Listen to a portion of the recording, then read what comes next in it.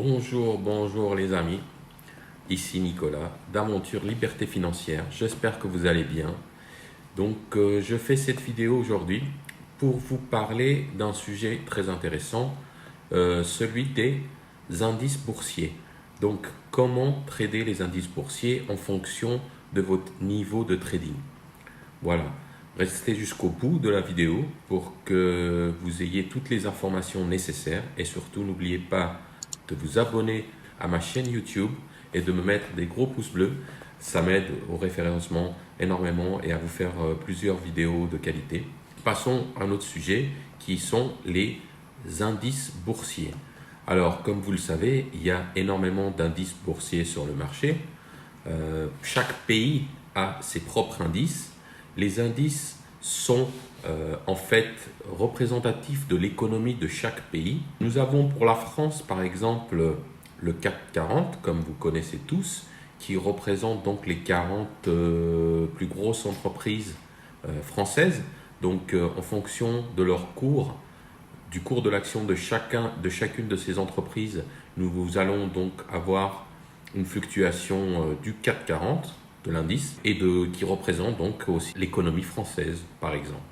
Ensuite, un indice qui est très important en Europe et qui est énormément tradé par les traders professionnels et institutionnels, c'est le DAX 30, qui représente les 30 plus grosses entreprises allemandes. Le DAX, c'est un indice très apprécié par les institutionnels. C'est mon indice préféré. C'est celui que je trade, comme je vous ai dit, énormément. C'est 90% de mes trades se font sur le DAX 30. C'est le DAX le plus intéressant selon moi. Puis, nous avons des indices, les indices américains. Bien sûr, aux États-Unis, comme c'est un pays qui est énorme, les indices là-bas sont aussi séparés en fonction des secteurs. Il y a des indices différents en fonction des secteurs économiques. Donc, je vais vous citer ceux qui sont les plus importants et qui se tradent le plus parmi les traders indépendants. Le premier, c'est le Dow Jones.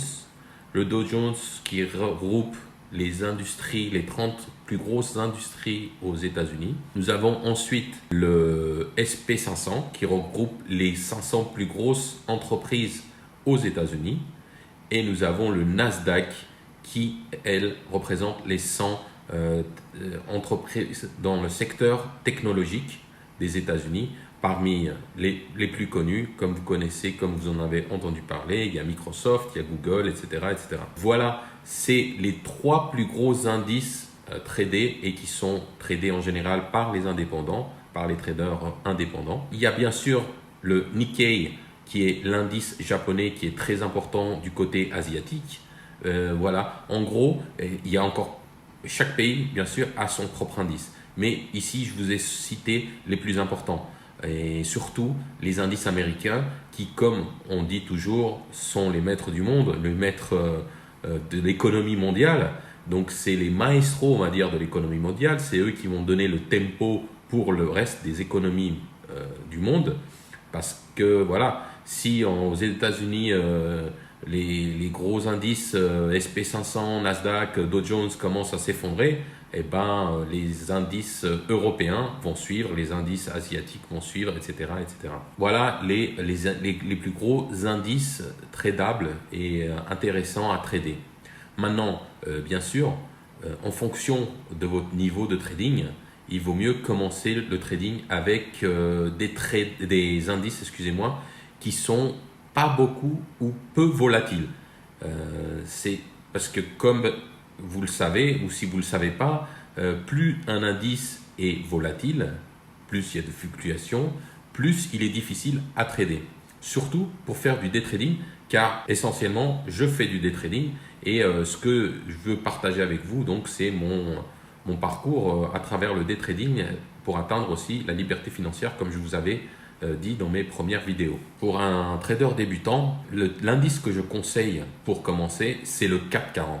L'indice français, donc, qui est, selon moi, très lent au niveau de la fluctuation des prix de l'indice.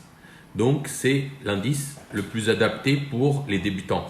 il vaut mieux commencer donc avec des indices que par exemple avec du forex, quelque chose qui est vraiment à la mode dans le net. Mais bien sûr, c'est plus adapté pour les petits portefeuilles. Mais cela est valable aussi pour les indices. Je vais vous expliquer ça tout de suite. Pour les indices, pour trader les indices, bien sûr, on ne peut pas trader directement les indices. Directement. Il y a eu des instruments qui ont été créés spécialement pour trader les indices. Donc, trader un indice, les institutionnels et les traders indépendants qui possèdent un portefeuille conséquent tradent cela à travers les contrats futurs. J'ai fait une vidéo par rapport aux contrats futurs comparés au CFD. Vous pouvez aller la voir. Le lien ci-dessus. Allez consulter cette vidéo pour voir la différence entre les CFD et les futurs, les contrats futurs. Je ne veux pas en parler dans cette vidéo. Donc, le seul point que je voudrais vous expliquer ici par rapport aux futurs, c'est qu'il faut avoir un portefeuille conséquent. C'est-à-dire, si on veut trader des indices avec des contrats futurs, il faut avoir minimum 30 à 35 000 euros en dépôt sur votre compte broker.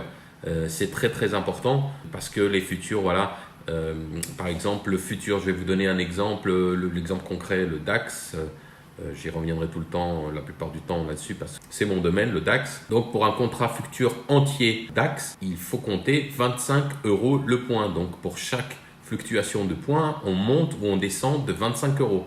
Donc vous voyez, il faut quand même avoir un capital assez important pour pouvoir supporter les fluctuations d'un DAX qui peuvent aller jusqu'à 200-250 points par jour les derniers temps en moyenne. Donc bien sûr, il y a maintenant le mini DAX. Vous pouvez donc commencer avec un mini DAX et donc avec un portefeuille un peu moindre, c'est-à-dire avec 5-10 000 euros. Vous pouvez commencer avec le mini DAX, trader directement les futurs, où là, chaque contrat, c'est 5 euros le point. Donc 5 euros par point gagné ou 5 euros de perdu lorsque vous perdez un point. Après, il y a un autre instrument qui est très adapté pour tous les débutants et pour toutes les personnes qui veulent se lancer dans le trading et qui n'ont pas un portefeuille important et qui veulent commencer avec un très petit capital. Je conseille fortement de commencer avec un petit capital le trading quand vous êtes débutant. Comme ça, vous pouvez vous forger, vous faire la main et surtout faire énormément de pratique. Parce que, ok, vous pouvez pratiquer sur du démo, mais il n'y a rien de mieux, je vous assure, que de faire du démo réel. C'est-à-dire avec un compte réel, mais avec un très petit compte. C'est ce que j'essaye de vous montrer à travers aussi mon compte Instagram. Surtout, n'hésitez pas à aller vous abonner et à me suivre sur mon compte Instagram où je publie tous les jours mes résultats sur un petit compte CFD que j'ai ouvert chez mon broker. Donc, pour vous montrer qu'il est possible de commencer avec un petit compte en CFD et de le faire grossir tout doucement et de passer ensuite sur des futurs.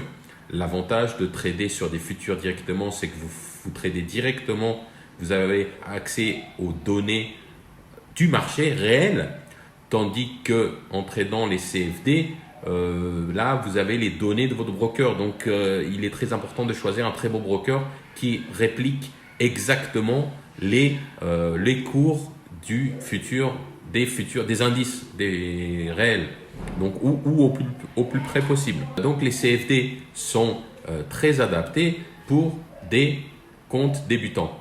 Voilà, et sur les CFD, vous allez trouver bien sûr tous les indices. Vous pouvez trader tous les indices que vous voulez, américains, européens, français, japonais, tout ce que vous voulez. L'avantage ici, c'est que un CFD, un point commence avec 1 euro.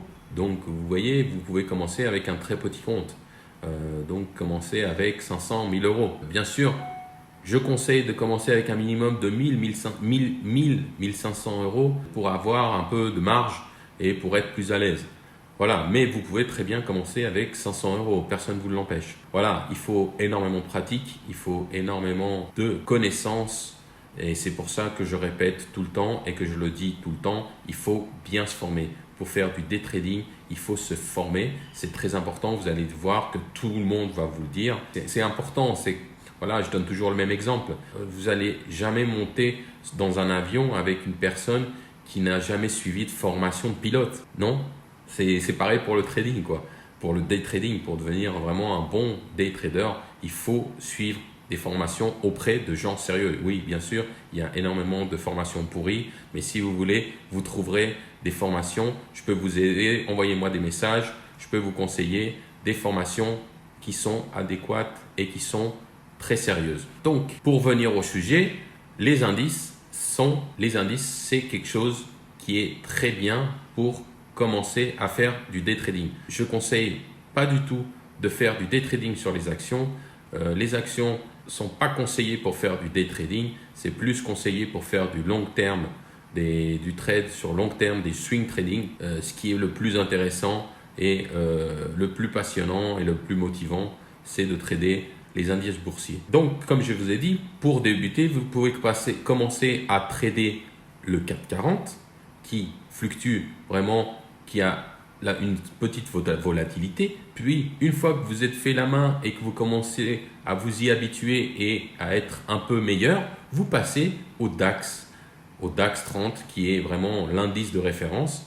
Puis, si vous vous sentez vraiment très très bon et que vous avez vraiment, vous êtes vraiment fait la main, vous pouvez passer aux indices américains, le Dow Jones aussi qui est un peu plus volatile que le DAX 30. Puis au niveau difficulté, on arrive au Nasdaq qui est vraiment très très volatile, il bouge vraiment beaucoup. Donc il faut vraiment être très très bon, arriver à un point à être un très bon trader. Donc si vous voulez vous spécialiser dans le scalping, et ben là le Nasdaq c'est vraiment le sport à très très haut niveau, c'est les Jeux Olympiques quoi, si on veut faire une comparaison par rapport aux autres. Concernant maintenant les heures de trading des différents indices boursiers. Donc en fonction de la disponibilité que vous pouvez offrir à votre trading sur les indices boursiers, nous avons donc, on va dire, les indices qui peuvent être tradés les heures le matin, à partir de 9 h du matin, et nous avons aussi les indices qui peuvent être tradés l'après-midi. Donc si vous tradez par exemple, comme on a dit, le marché français, le CAC 40 ou le DAX, vous commencez votre journée à 9 h heure française, 9 h du matin, jusqu'à 22 h. Bien sûr, si vous utilisez les CFD pour trader tous les marchés, tous les indices, les CFD sur plusieurs brokers ne ferment pas du tout, continuent à coter, même après les heures de fermeture des marchés. Bien sûr, il est toujours préférable, et je conseille vivement, de trader pendant les heures d'ouverture du marché et non après les heures de clôture du marché. Voilà, le marché européen se trade le matin, puis aussi se trade l'après-midi avec l'ouverture des marchés américains. Les marchés américains donc ouvrent à 15h30 heure française et aussi s'arrêtent à 22 h. Donc l'après-midi, après 15h30, vous pouvez trader autant les marchés européens que les marchés américains. Bien sûr, les marchés américains, c'est là où tout le monde se connecte pour voir comment va bouger le marché américain. Donc du coup, le marché européen est très, on va dire, lié aux résultats, à la façon dont le marché va bouger aux États-Unis. Concernant les heures, voilà, si vous êtes un trader qui votre horaire, vous faites ça initialement à temps partiel et que vous voulez tester le trading sur les indices boursiers et que vous travaillez dans la journée, vous pouvez très bien, aussi bien trader les après-midi après 15h30 jusqu'à 22 h où les marchés ferme. Donc, vous avez le temps de tester vos stratégies et de pratiquer votre trading. Voilà concernant les heures de trading pour les différents indices. Voilà, je pense avoir fait le tour des indices.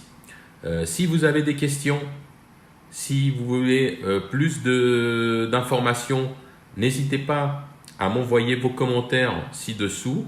Et encore une fois, si vous avez aimé la vidéo, mettez-moi des grands pouces bleus et n'oubliez pas de vous abonner à ma chaîne. Comme ça me fait plaisir et ça me donne envie de continuer de vous faire des vidéos. Et je vous dis à très bientôt pour une prochaine vidéo. Allez, à plus. Ciao.